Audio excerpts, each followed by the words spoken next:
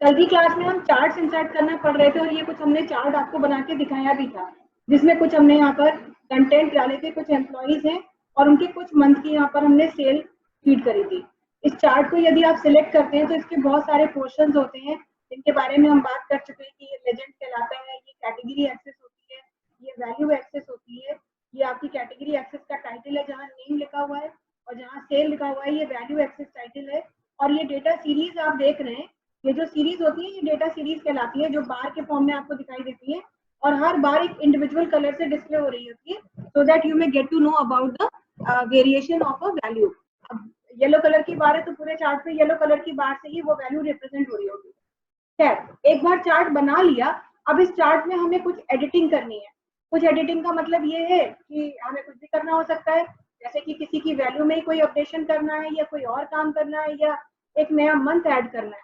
तो किसी चार्ट पे यदि आप काम कर चुके हैं और अब आपको उसमें अपडेशन करना है, तो आपको याद होगा कि कल तो यहाँ पे जब हम चार्ट सिलेक्ट कर रहे थे तो अपडेशन करने के लिए यहाँ पर चार्ट से रिलेटेड बहुत से टूल्स आ रहे थे। इनफैक्ट एक और टूल बार ही खुल गई थी जिसमें चार्ट से रिलेटेड ऑप्शन थे, लेकिन यहाँ पर वो ऑप्शंस अब नहीं दिख रहे हैं।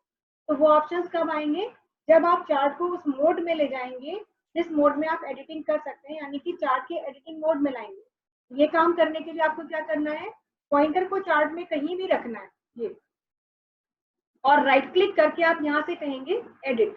जब आप एडिट कहेंगे तो एडिट करने पर अब ये चार्ट का एडिटिंग मोड ओपन हो गया है। एडिटिंग मोड ओपन हो गया तो देखिए चार्ट से रिलेटेड ऑप्शंस कल की तरह आपको दिखने लगे। इससे बाहर आने के लिए चार्ट की विंडो से ये जो चार्ट आपको दिख रहा है इसके बाहर कहीं भी क्लिक कर देंगे तो फिर आप नॉर्मल अपने पेज पे आ जाएंगे।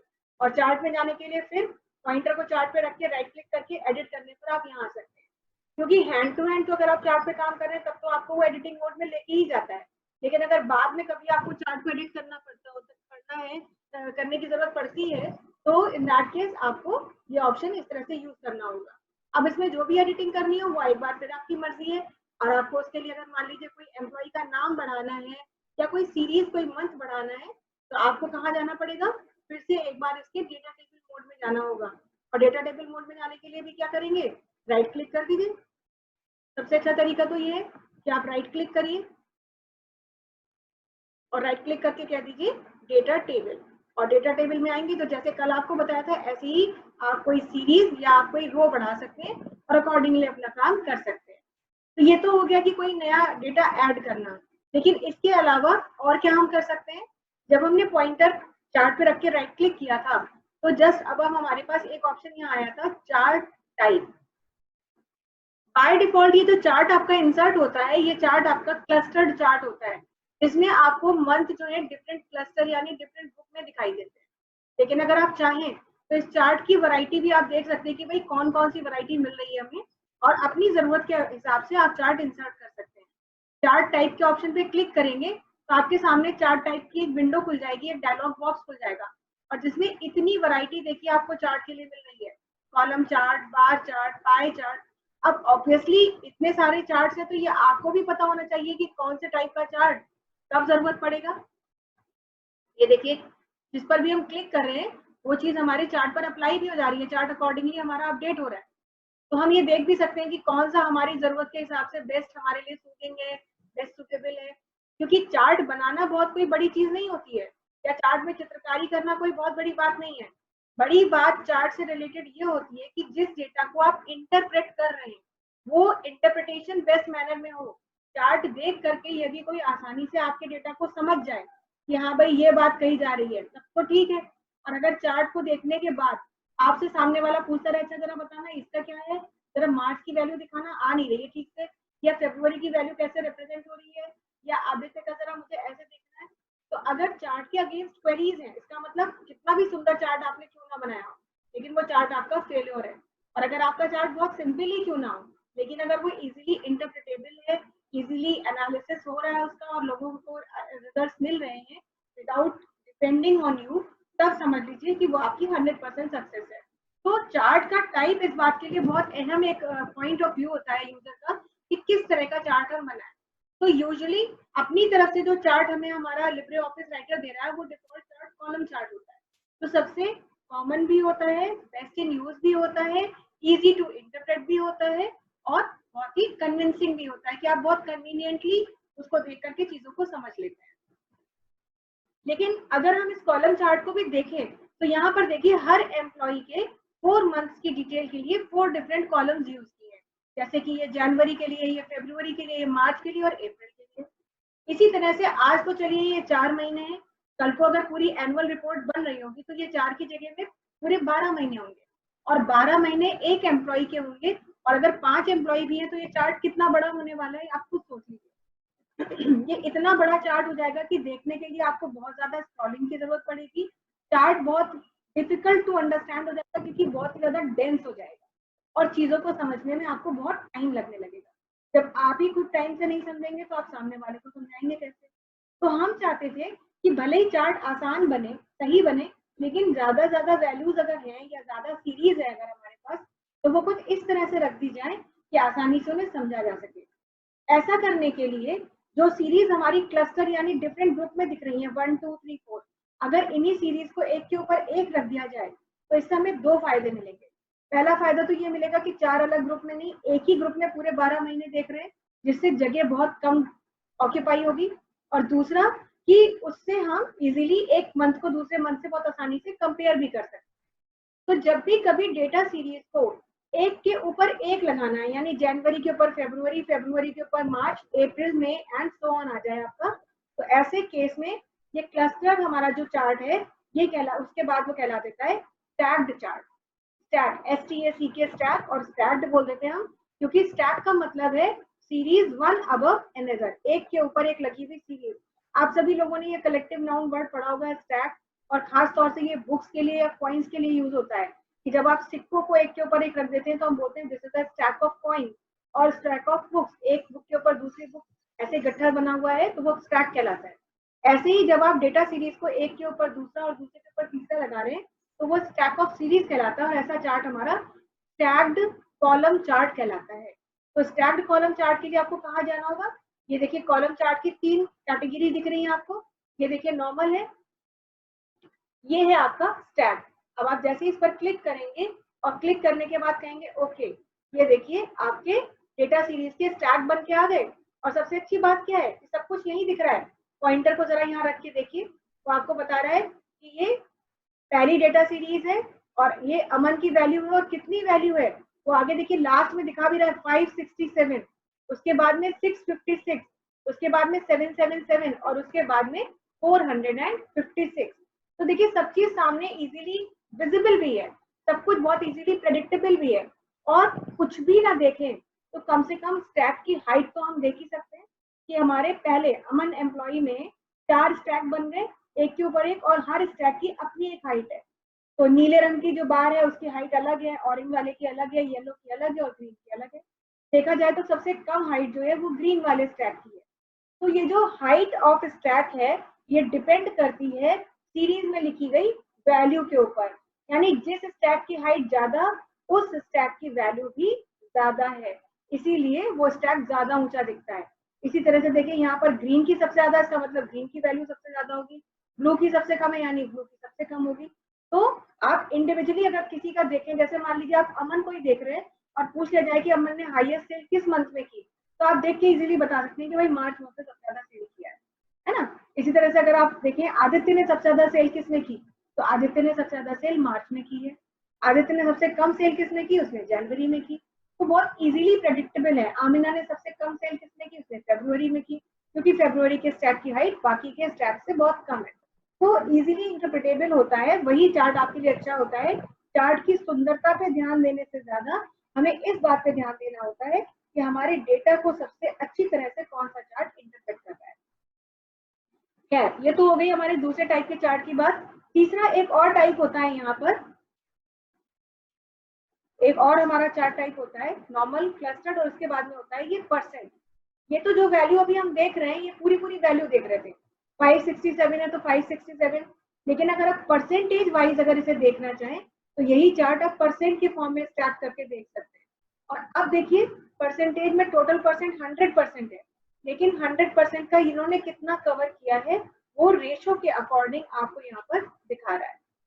और एक एक सीरीज पर अगर हम क्लिक करते हैं तो एक बार में देखिए पूरी सीरीज क्लिक हो जा रही है, सिलेक्ट हो जा रही है। येलो पे देखिए क्लिक किया तो जितने भी येलो बार थे सब क्लिक सिलेक्ट हो गए। ऑरेंज पे कहीं भी एक जगह क्लिक करें, जरूरी नहीं शुरू में करें। ग्रीन पे क्लिक किया तो ग्रीन सीरीज सिलेक्ट हो गई, ऑरेंज पे क्लिक किया तो ऑरेंज सीरीज सिलेक्ट हो गई। एक साथ आप ऑरेंज सीरीज को यानी इंडिविजुअली किसी एक सीरीज को भी सिलेक्ट कर सकते हैं। सीरीज को सिलेक्ट करने के बाद अगर आप पॉइंटर को वहां पे रख के राइट क्लिक करते हैं तो आपके पास ये भी ऑप्शन है कि आप इस सीरीज को फॉर्मेट कर सकें। जैसे कि मान लीजिए आपने कहा कि भाई ये ऑरेंज कलर बहुत ज्यादा ब्राइट है, हमें बहुत ज्यादा पेपी लग रहा है, हम नहीं चाहते, हम सिंपल सोबर कलर लगाना चाहते थे, ऑरेंज कलर की जगह पर आप कोई और दूसरा कलर लगाना चाहते हैं। तो यदि ऐसा चाहते हैं तो ऑरेंज वाली डेटा सीरीज हमने सिलेक्ट कर ली और किसी भी एक डेटा सीरीज पे, ऑरेंज वाली किसी भी एक डेटा सीरीज पर पॉइंटर रख के राइट क्लिक करेंगे और राइट क्लिक करने पर देखिए आपको मिलता है ऑप्शन फॉर्मेट डेटा सीरीज। आप इस पर क्लिक करें, एक विंडो आपके सामने खुलेगी और अब आपको क्या करना है, आपको इसको कलर देना है। तो कलर देने के लिए आपको यहाँ पे पहले स्टाइल सेलेक्ट करना होगा, कैसा स्टाइल रखना चाहते हैं। हालांकि ये आपका बॉर्डर के लिए है, आप अंदर कलर भरना चाहते हैं तो आप एरिया में आएंगे और अभी आपको दिखा रहा है कि ये कलर है, ठीक है। आपका जो कलर बन के आएगा वो यहाँ आएगा न्यू। तो आप अगर ऑरेंज का ही कोई शेड चेंज करना चाहते थे तब तो आप यहीं से रेड ग्रीन ब्लू कलर का रेशो चेंज कर दें, वैल्यू अपडेट कर दें। लेकिन आप ऑरेंज कलर ही नहीं चाहते थे, कोई और कलर चाहते थे, तो उस केस में आप कोई भी दूसरा कलर सिलेक्ट कर लें यहाँ से। तो मान लीजिए हमने कहा कि हम ये कलर रखना चाहते हैं तो इसको सिलेक्ट किया, ये देखिए अपने आप यहाँ बन करके आ गया और अब हमने कह दिया ओके। तो देखिए इस तरह से ये कलर अपडेट हो गया। तो चार्ट की किसी भी सीरीज का कलर भी आप अपडेट कर सकते हैं और बाकी तो जो चीजें आप जैसे ये वैल्यू वगैरह अपडेट कर रहे हैं वो भी हो सकती है। यहाँ तक कि इसको शेडिंग इफेक्ट भी दे सकते थे, हालांकि उन सब चीजों की बहुत जरूरत नहीं है, बट स्टिल अगर आपका मन ही है कि हाँ बहुत ही स्टाइलिश चार्ट बना के दिखाना है जैसा कि कोई और नॉर्मली नहीं बनाता, तो आप शेडिंग इफेक्ट देना चाहते हैं तो ग्रेडियंट में आ जाइए। अब ग्रेडियंट में देखिए कितने सारे इफेक्ट्स आपको दिख रहे हैं, यहाँ पे कितने सारे इफेक्ट्स हैं, जो पसंद हो वो ले लीजिए। मान लीजिए आपने कहा मैं ये चाहिए, ये चाहिए, जो अच्छा लगे। यहाँ तक कि उसके बाद भी फिर आप इसमें अपनी इंटरवीनिंग कर सकते हैं, ऐसा नहीं कि इतना ही है, बहुत सारी चीजें हैं यहाँ पर। जैसे मान लीजिए हमने यहाँ पे दे दिया ये रेडियल कर दिया, तो ये देखिए रेडियल का इफेक्ट ये है, एलिप्सॉइड का इफेक्ट ये था, तो जो मर्जी हो। क्वाड्रेटिक का इफेक्ट ये, इतना कर दिया और हमने यहाँ से कहा ओके। तो देखिए ये चार्ट हमारा इस तरह से अपडेट हो गया। तो जरूरत नहीं है, लेकिन फिर भी अगर आप चाहे तो चार्ट के एक एक पोर्शन को अपनी चॉइस के अकॉर्डिंग फॉर्मेट कर सकते हैं। तो अगर एग्जाम में ये क्वेश्चन आपके लिए ट्रू फॉल्स में आए कि एक चार्ट के हर पार्ट को, हर सेक्शन को इंडिविजुअली फॉर्मेट किया जा सकता है, इट इज ट्रू। आप हर चीज को, ये जो लाइनें आप देख रहे हैं, हर चीज, ये लाइनें आप देख रहे हैं ग्रिड लाइंस, आप चाहते हैं कि ये ग्रिड लाइंस चेंज हो जाए, आप इन्हीं पे पॉइंटर रख के राइट क्लिक करिए और देखिए यहाँ पर आ गया format major grid. Format major grid पे क्लिक किया, कैसी लाइन चाहिए, इतने सारे स्टाइल पड़े हुए हैं, जो लेना हो ले लीजिए। अब मान लीजिए हमने कहा कि मैं डॉटेड लाइन चाहिए, फिर किस कलर की चाहिए, कलर बदल दिया, जानबूझ के थोड़ा डिफरेंट कलर दिया, कितनी मोटी रखनी है उतना उसका यहाँ से विड्थ सिलेक्ट कर लीजिए और उसके बाद में कह दीजिए ओके। ये देखिए ग्रिड लाइन चेंज हो गई। हालांकि आप ये भी देखेंगे कि जब जब हम कोई अपडेशन कर रहे हैं वो चार्ट को कोई बहुत ज्यादा इनहेंस नहीं कर रहा है, बहुत बढ़िया चीजें नहीं हो रही हैं, बट स्टिल आप अपडेट कर पा रहे हैं। तो चार्ट की हर चीज को आप अपडेट कर सकते हैं। खैर हम ये सब चीजें अंडू कर रहे हैं और वापस अपने चार्ट को नॉर्मल मोड में लेके आते हैं। अब ये बात हो गई हमारी चार्ट के टाइप से रिलेटेड, और ये चार्ट का टाइप यूजर का डिसीजन इस बात पर होता है कि हमारा डेटा किस तरह का है, क्योंकि कुछ ऐसे भी चार्ट हैं जो हर तरह के डेटा को रिप्रेजेंट नहीं कर सकते। तो यूजुअली एमएस वर्ड में अगर आपको चाहिए तो आप तब तक तो कॉलम चार्ट ही यूज करें जब तक कि आपको कोई बहुत विस्तार में नॉलेज नहीं हो। लेकिन आगे एक्सेल में हम पढ़ेंगे टाइप्स ऑफ चार्ट्स के बारे में और यही चीजें आगे एक्सेल में हम रिपीट करेंगे, इसलिए फिलहाल हम नहीं बता रहे हैं। लेकिन बस हाँ ये है कि चार्ट टाइप जब भी आपको बदलना हो तो बस आप यहाँ से टाइप को सिलेक्ट कर सकते हैं। जो डेटा सीरीज आप कॉलम में देख रहे थे यदि वही रो में देखनी है तो आप बार चार्ट का इस्तेमाल कर सकते हैं, ऐसे भी देख सकते हैं। तो जो टाइप आपको चाहिए बस राइट क्लिक करके चार्ट टाइप पे जाना है और जिस तरह का चार्ट चाहिए बस क्लिक करते ही वो चार्ट आपके सामने आ जाएगा, बशर्ते कि वो चार्ट आप भी दूसरों को समझा सकें। क्योंकि एक बार फिर वही बात आ रही है कि चार्ट बनाना कला नहीं है, कलाकारी इस बात की है कि कितना आप उस चार्ट को समझ सकते हैं या कितना सामने प्रेजेंटेशन चल रही है और आप लोगों को समझा सकते हैं। तो अगर कोई चीज आपको प्रॉब्लम है, कहीं दिक्कत है, कोई प्रॉब्लम नहीं है, सीधे सीधे कॉलम चार्ट रखिए और काम खत्म कर दीजिए, क्योंकि लोगों को मतलब इस बात से है कि उन्हें वो आपकी चीज समझ में आनी चाहिए। तो इस तरह से आप चार्ट पे ये सारे काम करते हैं। अब चार्ट में मान लीजिए आपको लेजेंड वाला एरिया नहीं चाहिए, तो आप क्या कर सकते हैं, राइट क्लिक करिए और राइट क्लिक करने पर आपके पास यहाँ ऑप्शन आ जाते हैं, देखिए डिलीट लेजेंड पे क्लिक करेंगे, लेजेंड डिलीट हो जाएगा। एक्सिस ही नहीं चाहिए, एक्सिस डिलीट कर दीजिए। कौन सी एक्सिस नहीं चाहिए, हमने कहा हमें एक्स एक्सिस नहीं चाहिए, ओके कर दीजिए, देखिए नाम गायब हो गए। तो इस तरह से जो चीज आपको नहीं चाहिए, इंसर्ट या डिलीट ऑप्शन से आप उन चीजों को ला सकते हैं या डिलीट कर सकते हैं। यहाँ तक कि जैसे आपने कहा कि भैया नेम लिख करके आया हमारी हेडिंग, तो टाइटल लिख के आया है, ये टाइटल बहुत ही अच्छा नहीं लग रहा, मतलब थोड़ा बोल्ड करना है या इसका कलर चेंज करना है, तो इस पर क्लिक करके राइट क्लिक कर दें, इस पर राइट क्लिक करें सीधे और कह दें फॉर्मेट टाइटल। अब आप इसका चाहे फॉन्ट चेंज करें, चाहे कलर चेंज करें, चाहे जो चेंज करें, आपकी मर्जी। तो हमने कहा कि हम इसका कलर चेंज करना चाहते हैं, क्या कलर देना चाहते हैं, मान लीजिए ये कलर देना चाहते हैं। फिर फॉन्ट चेंज करना चाहते हैं, कौन सा फॉन्ट चेंज करना, साइज चेंज करना चाहते हैं, हाँ जी 15 पॉइंट साइज रखना चाहते हैं, और इतना करके ओके कर दीजिए। ये बैकग्राउंड का कलर चेंज हो गया और इसी पे आए राइट क्लिक करिए, फॉर्मेट टाइटल, और फॉन्ट के कलर के लिए ऑप्शन आपको मिलेगा फॉन्ट इफेक्ट्स में आए,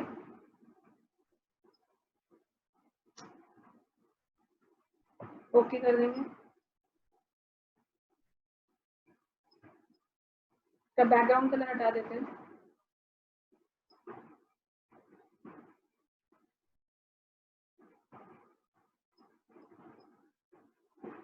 तो इस तरह से फॉन्ट का साइज बड़ा कर सकते हैं, फॉन्ट का नाम भी इवन आप चेंज कर सकते हैं, कलर भी चेंज कर सकते हैं। तो ये आपकी पूरी अपनी चॉइस पर डिपेंड करता है कि जैसे आप चार्ट यूज कर रहे हैं, हर चीज पर आप फॉर्मेटिंग कर सकते हैं। एक बार सारा काम खत्म हो गया तो आप बाहर क्लिक कर दें, तो ये चार्ट आपका बन करके आ जाएगा। तो इस तरह से चार्ट आपका बन सकता है। मगर चार्ट में जब भी अपडेशन करना है, तो ये चार्ट जो है अपडेट करने के लिए आपको डेटा टेबल में जाना होगा, क्योंकि वो डेटा टेबल जो है आपको जो दिखाई दे रही है, वो एक्चुअली हमारा कैल्सी है। ये डायरेक्टली हमें कनेक्ट करता है कैल्सी यानी कि एक्सेल जैसे सॉफ्टवेयर के साथ, और जहां पर हम डेटा शीट अपडेट करते हैं। यहाँ पर अगर आपको मान लीजिए किसी भी एम्प्लॉय की वैल्यू में कोई चेंज करना है, तो यहाँ डायरेक्टली आप चेंज नहीं कर सकते। वैल्यू को चेंज करने के लिए फिर एक बार कहाँ जाना होगा, वहीं आपको डाटा टेबल ऑप्शन पर जाकर के वैल्यू अपडेट करनी होगी, और अपडेट करने के बाद आप उसका रिफ्लेक्शन यहाँ देख सकते हैं। तो ऐसे चार्ट्स जब आप बनाते हैं या कोई भी ऑब्जेक्ट आप ऐसा बनाते हैं जिसको आप इंसर्ट तो करते हैं, लेकिन इंसर्ट करने के बाद अपडेट करने के लिए उसकी ओरिजिनल लोकेशन पर जाकर अपडेशन करना होता है, और वो अपडेशन यहाँ रिफ्लेक्ट होता है। ऐसे कोई भी ऑब्जेक्ट जो है वो आपका एम्बेडेड ऑब्जेक्ट कहलाता है। ये एक तरीके का लिंक जनरेट हो गया है, ऑब्जेक्ट लिंकिंग एंड एम्बेडिंग। आपने OLE शायद टर्म कभी सुना हो। तो OLE का मतलब ये है कि ऑब्जेक्ट को आपने एम्बेड किया और उसको लिंक भी कर दिया। तो यहाँ पर एम्बेड का मतलब इंसर्ट हो गया, आ गया हमारे डॉक्यूमेंट में, और उसके बाद हम उसका लिंक भी जनरेट कर रहे हैं, और ऑटोमेटिक है, हम कुछ नहीं कर रहे हैं। हमने तो लिंक सिर्फ हमने तो ऑब्जेक्ट सिर्फ इंसर्ट किया, लेकिन अपडेशन वहां पर करने के बाद यहाँ पर वो लिंक की वजह से वैल्यू अपडेट हो जाती है। तो यहाँ अगर आप सोचे, अगर आपसे कोई कहे कि वो टेबल नहीं दिख रही है, यहाँ पर डेटा टेबल लानी है, तो डेटा टेबल अगर सिर्फ देखनी है तब तो राइट क्लिक करके आपके पास ऑप्शन है कि आप यहाँ आए, इसको एडिट मोड में ले जाएं, और एडिट मोड में ले जाकर के आप डेटा टेबल दिखा दें कि भाई ये है डेटा टेबल, ये देख लीजिए। लेकिन हाँ, अगर कोई आपसे कहता है कि नहीं यही टेबल हमें यहाँ प्रिंट भी करनी है वर्ड में, तब फिर ये टेबल वर्ड में बनानी भी होगी, या फिर आप अपने आप ये चीज यहाँ नहीं आ सकती, इस चीज को तो यहीं से आपको देखना है। तो अपडेशन के लिए डेटा टेबल में जाने का ऑप्शन आप यूज कर सकते हैं, लेकिन अगर आपको एक बार टेबल वैसी प्रिंट करनी है, तो वो टेबल इंसर्ट टेबल मेन्यू के थ्रू आप बाकायदा इंसर्ट करेंगे और अपनी वैल्यूज को फीड करेंगे। तो इस तरह से आप चार्ट इंसर्ट करते हैं और ये सारे काम करते हैं। अगला हमारे पास ऑप्शन है, यहाँ से बाहर आ रहे हैं हम चार्ट से,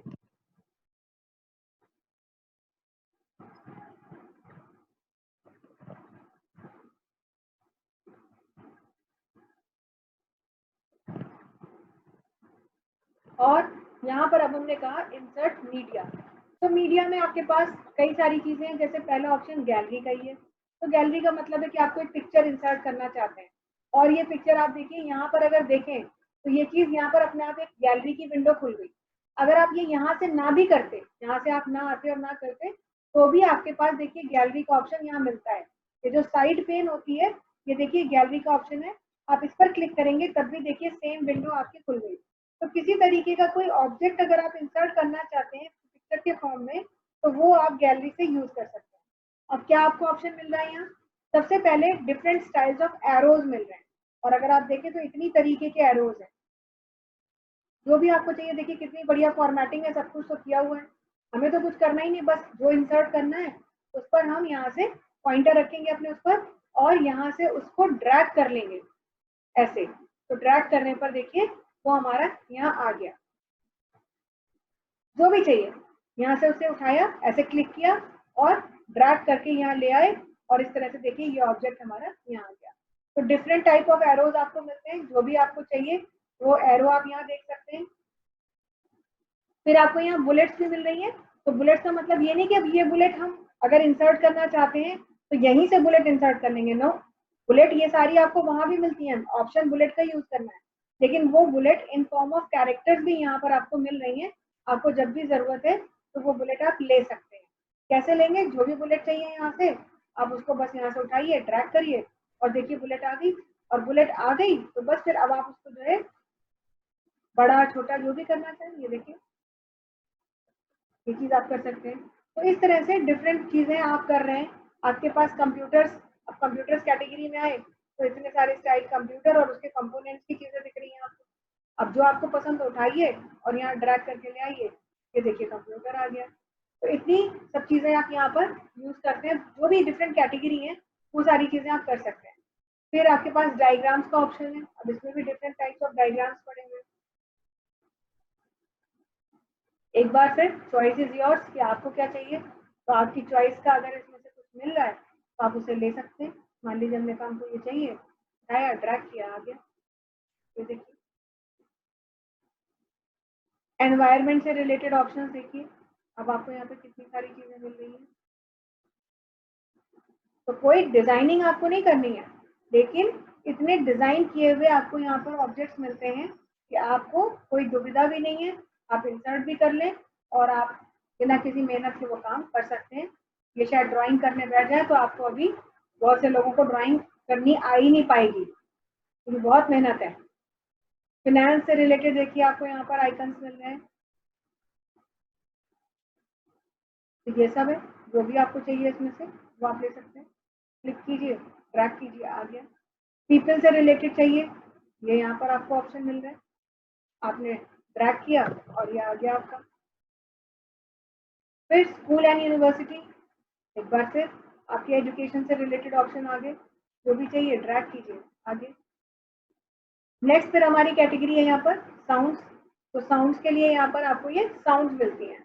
आप जिसे भी ड्रैग करेंगे तो वो साउंड जो है आपके यहाँ पर, नए पेज पे आते हैं,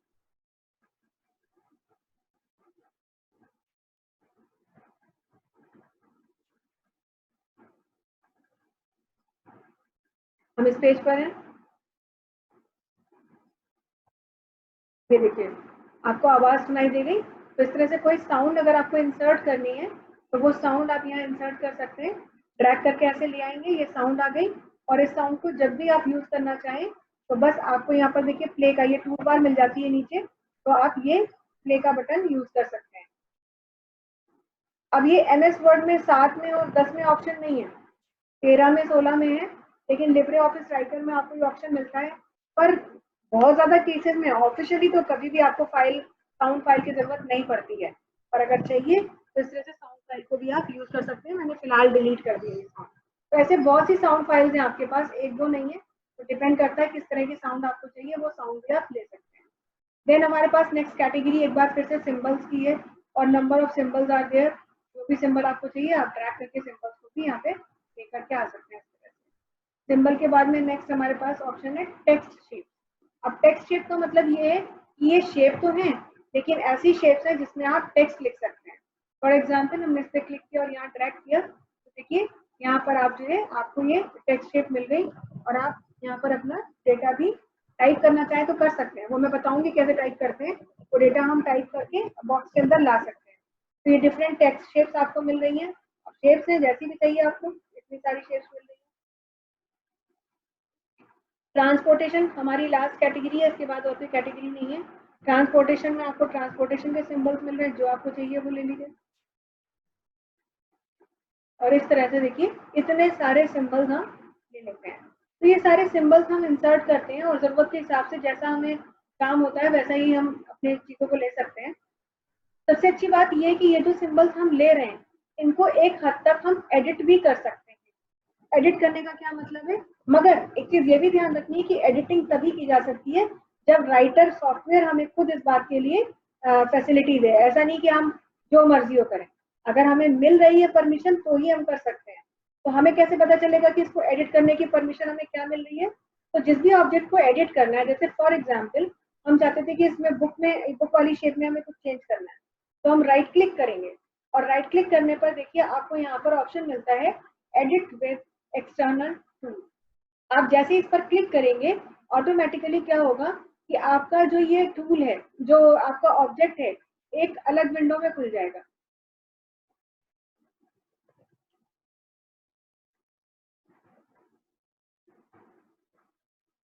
इसके लिए नहीं खुल रहा है, जो सेपरेट विंडो में खुल जाएगा वही एडिट हो पाएगा।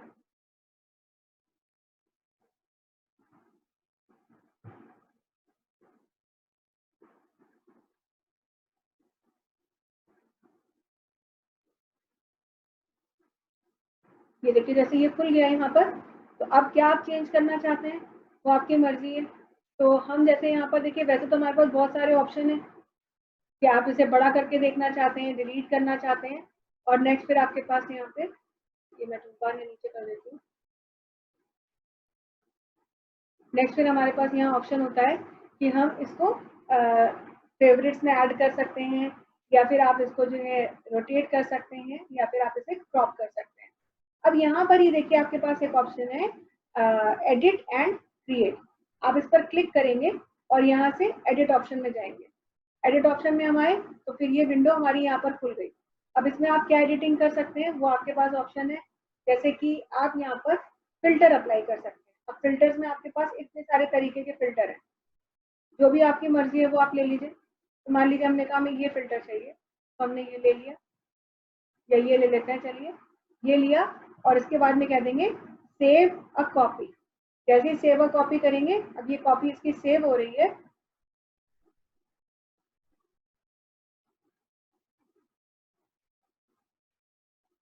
और इसको जो है जहाँ भी हम सेव करना चाहें वहाँ अपनी लोकेशन पर सेव करेंगे। तो हमने इसको पिक्चर्स फोल्डर में डाल दिया।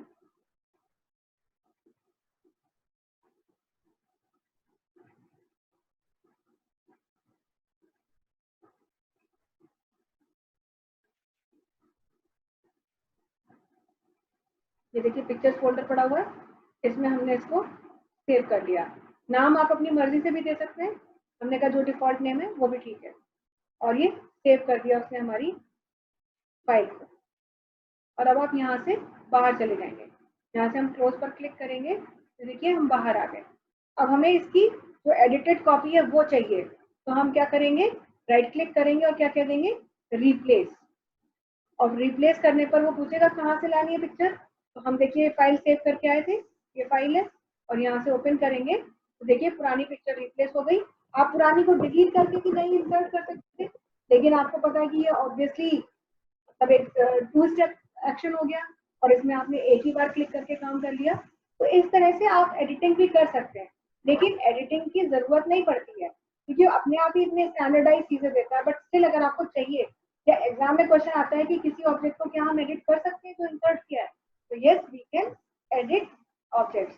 अब आप कहेंगे मैम सब तो नहीं हो रहे, तो हम कैसे कह सकते हैं यस, तो भाई हो तो रहे हैं, सब हो रहे हैं या नहीं हो रहे हैं, ये तो उसमें नहीं पूछा जाएगा कि क्या सभी ऑब्जेक्ट्स को आप कर सकते हैं। और अगर ये भी पूछा जाए तब भी आप दीजिए, क्योंकि एडिट का ऑप्शन तो आपको इनेबल्ड मिलता ही है।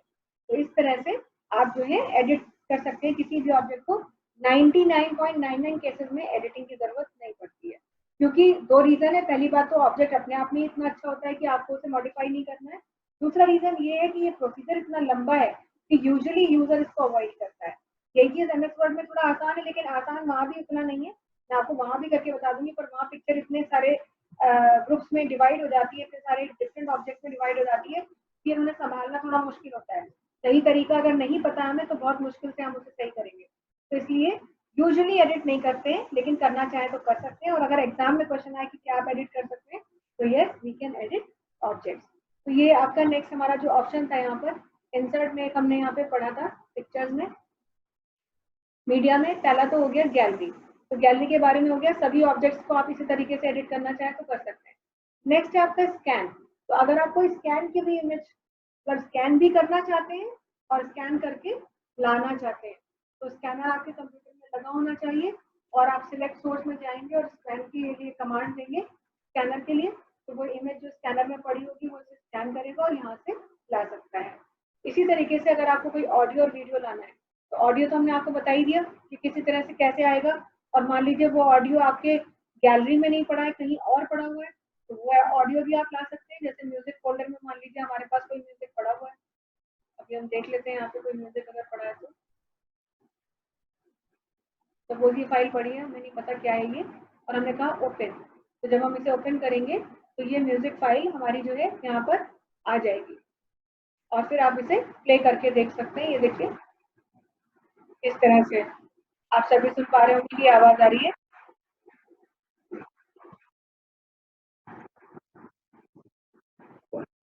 इस तरह से आप प्ले कर सकते हैं, पॉज कर सकते हैं, आप सारी चीज़ों को यूज़ कर सकते हैं। तो ये म्यूजिक फाइल है। इसी तरह से अगर आपको कोई वीडियो फाइल लानी है तो वीडियो फाइल भी आप ला सकते हैं।